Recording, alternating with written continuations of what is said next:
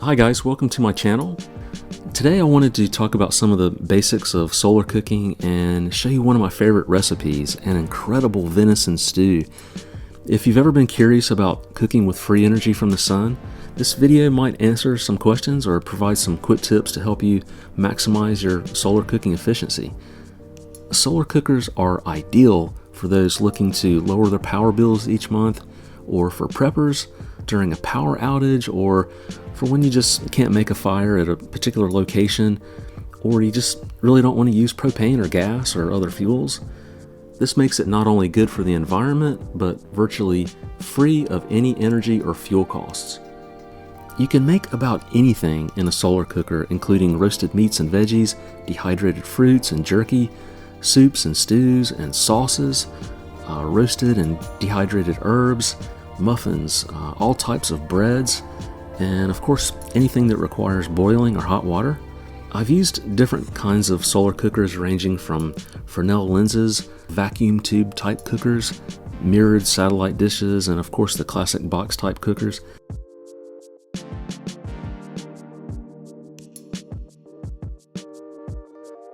One of the great things about solar cooking is it allows you to multitask during the day. Since it never really burns the food, I can take care of other things like when I'm working out in the yard or working in the greenhouse, or even just fishing out on the pier, out on the beach, or at a campground.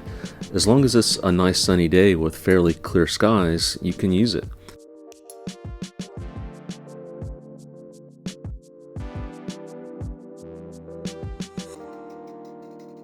I really enjoy solar cooking while fishing on the pier. If I know I'll be outside for a few hours, this is really a great way to multitask and fix something to eat for later in the day.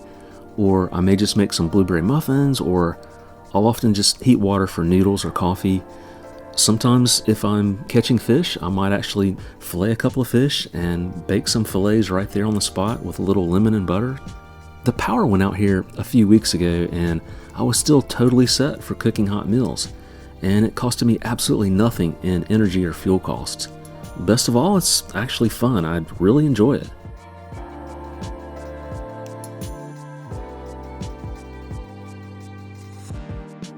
You can maximize the efficiency and regulate the cooking temperature by looking at the shadows on the side of the cooker.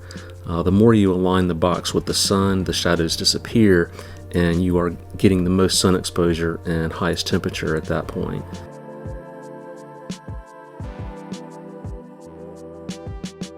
Okay, so on to the venison stew recipe. I think you're really going to enjoy this. This will likely become a staple in your cooking repertoire once you've tried this. The recipe I'll show you today will be with the box cooker known as the Suntaste. Step one, of course, is setting up the cooker. Place the cooker on the table and face it directly towards the sun, and then you're simply going to angle the reflecting mirror to where you see the sunlight on the black absorber plate. From there, now you're preheating. I like to place all of my seasonings in one jar to take outside with the rest of the ingredients. Cumin and garlic salt and black pepper, cayenne pepper, some cloves, nutmeg, and perhaps a little curry. You can also use like basic dried Italian spices in this, and sometimes a few bouillon cubes, or optionally the spice packets from like a beef ramen pack. That actually works really well. That's a pro tip for you right there. I mix all of these ingredients together in a little jar or container, and I'll take it outside with the other ingredients. So step 3, adding the ingredients. Just have one regular bottle of water, carrots, baby potatoes, celery, white onion, and of course the spices that we mixed up. So here I'm using about 1.5 pounds of venison. This can be substituted for beef or chicken or pork or pretty much any meat, or no meat at all if you prefer to go vegetarian. But we have an abundance of venison here, so this is what I'm going to use today. So to begin, I cube the venison into about 1-inch squares. Then I'll add some baby carrots here.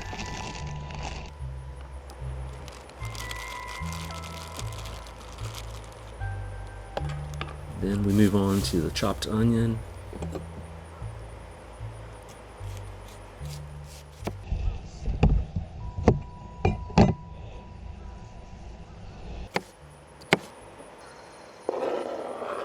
Now I'll dice up some celery into the pot.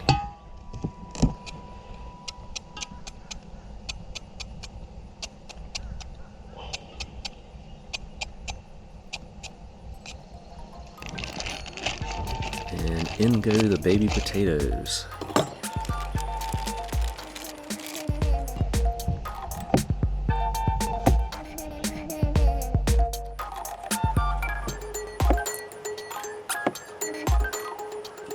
So from here, you just simply add the spice mix.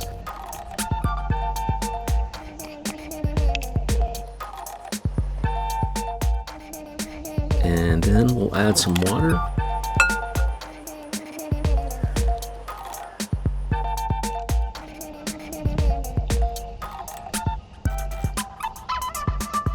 Really, it's just that simple. Just from here, cover the pot and you're ready to cook.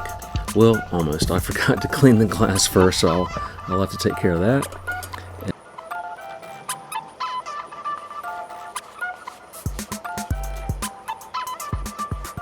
My goal here is about 225 to maybe 250 degrees Fahrenheit, but today I'll probably let this one go maybe 4 to 5 hours, but while still giving enough time to let the flavors combine.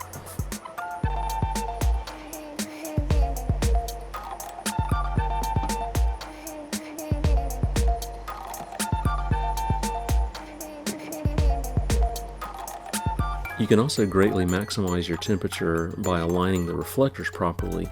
From here, it's just a waiting game and rotating the cooker to match the sun.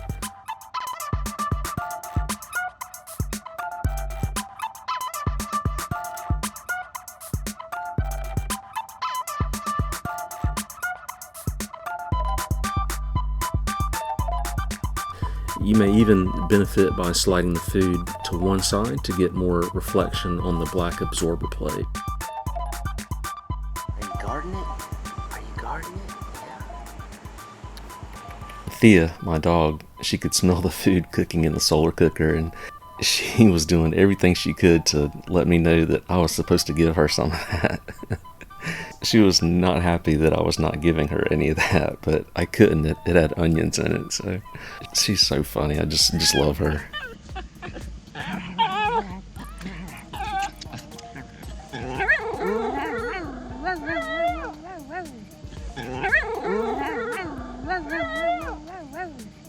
What is it?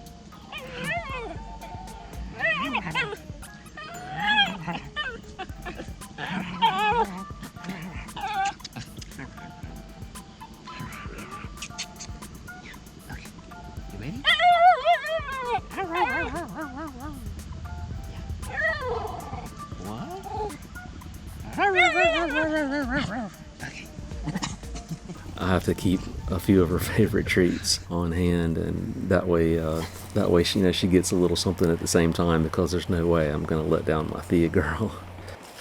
I can actually smell it from here. It smells really good. I don't know if you can see this in the video, but the thermometer is reading right at 250 degrees. Unfortunately, the power goes out here after storms quite often, and I've actually used mine several times during a power outage. Breaking out the solar cooker is usually better than trying to use wet firewood after a big storm. It's simple, requires no fuel, and it's 100% free energy to cook with when there might not be other options, or you simply want to use less fossil fuels.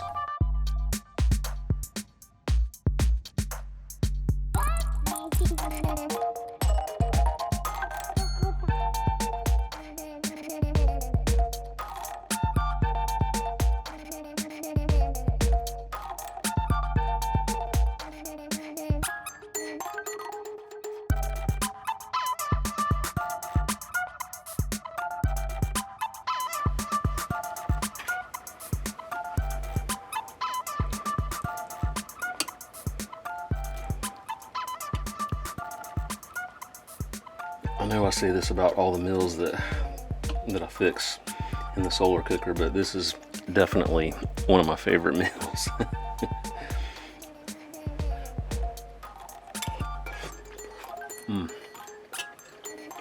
That is fantastic.